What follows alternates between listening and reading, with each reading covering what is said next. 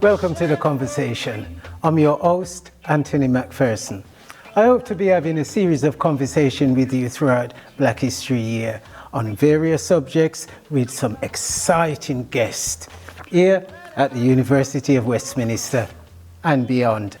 My first guest on The Conversation is Lee Jasper, politician, human rights activist, and former deputy to former Mayor of London, Ken Livingstone. Welcome to The Conversation, Lee. Thanks for having me, Tony. Great. Lee, briefly, first of all, tell me about some of the issues that you face in the community as a human rights activist and a campaigner. Well, I've long been known for my work challenging systemic racism in policing and criminal justice.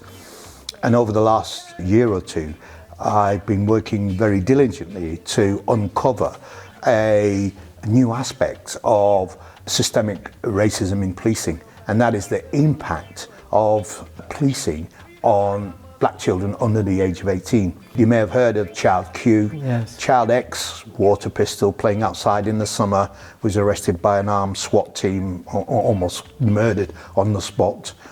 And so what we begin to notice is that there is an increasing number of black and Asian children who are being subject to very violent stop and searches. And in fact, one of the youth charities who provides youth workers in hospital so that when gang members come in who are injured, they get first opportunity to talk them out of revenge or offer them a new path. They wrote a report to say, we've noticed an increased number in black children who have been violently arrested, tasered, bitten by dogs or hit by truncheons, requiring hospital treatment, and those numbers are increasing in London hospitals. So we had a huge conference in the summer, London Policing and the Black Child, and what came out of that is a horrendous number of stories from parents who don't seem to be able to access their rights in relation to when their children are arrested. And the data shows us that when these young children are arrested and they're often strip searched, that over 50% of the time there's no appropriate adult with them at all, which cannot be right under any circumstances. So of late we've been looking at those issues in relation to policing and black children. But we also have issues internally in the community in terms of the level of violence within our community, serious violence. You will know tragically we hear far too often of teenage homicides and knife crime. But we also had released last week, the figures on domestic violence as it affects African Caribbean women. And we see again violent assault of black women and on the sexual assault of young women and girls. There are issues that we have to deal with as a community. So one of the other things I'm doing is saying to the black community, what's our responsibility for tackling this violence? Not the teacher, not the government, not the town hall, not the mayor, but us as our own community. What are we going to do to try and drive down what is a growing culture of violence that is tragically making so many people's lives hell? So I've been working on that. Currently flying out to Washington to the Congressional Black Caucus. Since the UK came out of the European Union, we are in effect, sadly, the 52nd state of the United States. Indeed. So whatever America's doing, we're going to do. And in recognition of that, really, we're going to America to really consolidate our relationship with black congressional members so that we can use them as a additional leverage to speak to, hopefully, President Harris, who can influence PM Keir Starmer, coming President Harris, who can influence Keir Starmer on issues of race equality and justice. And so we're really getting a transatlantic race equality partnership embedded right now. So that's quite exciting. Fantastic. And we're doing a huge environmental conference in Kenya called the Bandung Environmental Conference. So every year we have this massive conference in Kenya run by my friend, former Judge Peter Herbert, founder of, chair of the Society of Black Lawyers. And what he does is pick up the challenge of climate crisis in Africa. What many people don't know is the extent to which climate refugees, people fleeing drought or flooding or just crop failure, leading to massively increased numbers of migrants coming to European Union, of which they're blocked. So lots on the agenda, both domestically indeed. and nationally. And yeah, that's just for starters. So. Yes. Well, Lee, I mean, we're here today to have a conversation on Black History Month and the potential benefits, of extending its focus all year through. Yes. What's your feeling on that? I think Black history is British history in terms of my understanding. My grandfather came here from Sierra Leone in 1902. So I'm like a sixth generation, and my grandchildren and my great-grandchildren now are eighth and ninth generation Black British. And of course, when you look at British history, you can find that Black people have been here since the medieval period. There was a discovery, wasn't there, Hadrian's Wall, of some bones that were buried, and they looked like royalty. And when they tested the bones, this was an Ethiopian royal princess who'd been buried at the foot of Hadrian's Wall at the time of the Roman invasion of the United Kingdom. So that's over 2,000 years ago. And of course, we all know Cheddar Man.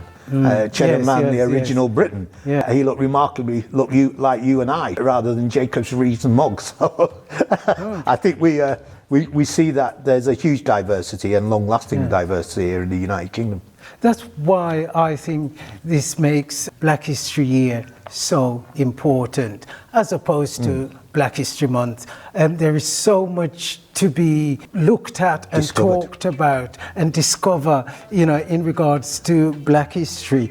I mean, as we approach the centenary, remember Black History Month, or Black History Week, as it was originally known, started in 1926, and coming up 2026 will be the first centenary of Black History Month. What key changes and progress would you like to see in terms of its recognition and integration into the broader educational curriculum and public consciousness?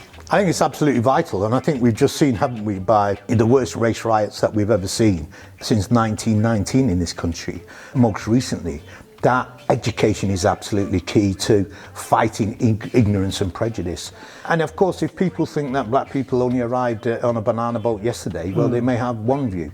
But if they understand the full richness of our historic contribution, both as colonial subjects and prior to that, in terms of transatlantic slavery, then you can see the extent to which we have financially contributed to the development of modern Britain. And some. People walk up the streets and see libraries and hospitals and shops and, the rail infrastructure and traffic lights and so on and so forth, and think that's down to the entrepreneurial genius of Britain. But actually, it's through the extraction of African, Caribbean, Asian, Latin American countries during the period of colonialism that financed, particularly transatlantic slavery, financed the research and development for the Industrial Revolution. They were talking about undreamt of sums of money. Do you know the term, the streets are paved with gold, was invented because when plantation owners came back from the Caribbean, people saw how much wealth they had. They said, my God, London streets are paved with gold. So that term was invented. And don't forget this, the profits from slavery paid off the national debt under Queen Victoria. Yes, and that wasn't so long ago. Cleared the national debt. Really? So, I mean, as far as institutions are concerned, I mean, with an institution such as University of Westminster recognizing that Black History Year is the way forward, do you think it's time that the government follow suit and recognize it throughout the UK as Black History Year? Well, I'm afraid government actually struck out, didn't it, teaching young people about the period of British colonialism and slavery, because they accused teachers of teaching critical race theory, and therefore they said you can only teach about these restricted subjects. So we do need a fresh approach to education within our secondary and primary schools, and it has to be one that accepts British history, warts and all. There are great parts about British history, the invention of modern democracy, workers' rights. I mean, there's lots of the NHS. There's lots of things that Britain can be proud of, but that can't be at the expense of those darker periods of history, which it's vital in a modern multiracial democracy. A nation that can't come to terms with its past really has no future. And I think, as we've seen in terms of racial tensions more recently, we could all benefit from knowing something more about each other. Yes, most definitely. I mean, for instance, with Black history, do you think the format of teaching Black history alongside the current history would work, in the sense that you cannot mix Black history with the current history? Otherwise, there would be too much contradictions as to the true narrative. I think you can get there, actually. I think you can get an integrated version of history that says this is what we did well and these are the darker periods of our nation's history. And I think that's possible to achieve. But if you're going to play politics with history, then you're going to have the kind of problem that you're talking about. And I think it's important that people know that Black history is British history. Yes. Yeah? That Britain couldn't be the modern Britain it is today, wouldn't be the success it is and has been, if not for the contributions of people from all over the Commonwealth and the globe. So it's vitally important that, you know, students of all races and faiths understand what is the contribution of communities. How did they help make modern Britain? At the moment, we're characterised as being refugees or migrants or just somebody who, as my granddad say, you just come. Yes.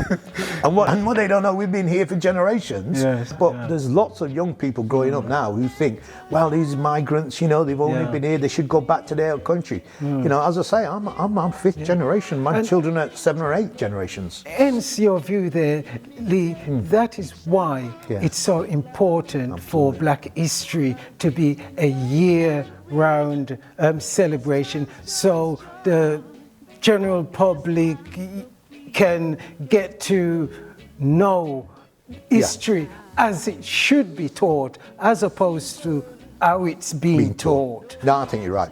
Yeah. I think you're right. I think that, look, when I was at the GLA, we only used Black History Month. In fact, we changed it to Black History Season. And what we said is in October, you should announce what you're doing for the whole year. Right? So I agree with you in that in the concept. It can't be ghettoized into October. It has to be, when October comes, you find out what your university is going to do between this October and next October in relation to its focus on elevating and promoting Black history.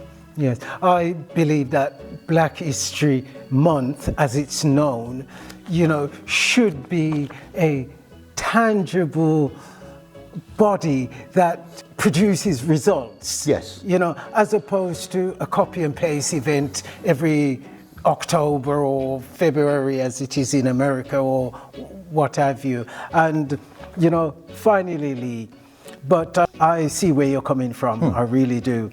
How can Black History Month serve as a catalyst for the government to prioritize and address unresolved issues in the Black community? Well, I think it's very important, because I think that teaching young Black children Black history and the magnificent achievements of their foreparents and ancestors will give them a sense of pride and identity that they currently don't have. You know, Black identity today is reduced to a sort of, you know, a MTV music hip-hop commercial or so on, when it's so much richer than that.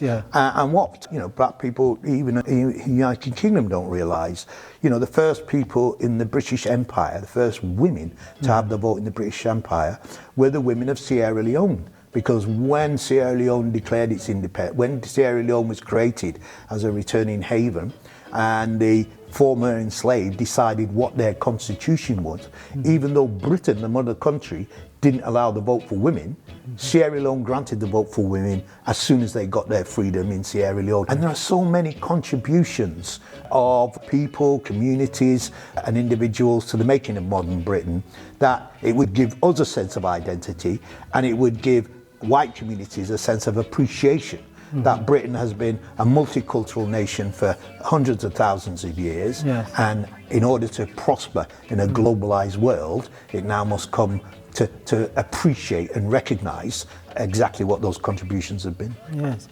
Well, Lee Jasper, thank you for joining me on the conversation. It's been my pleasure. It's been my pleasure too.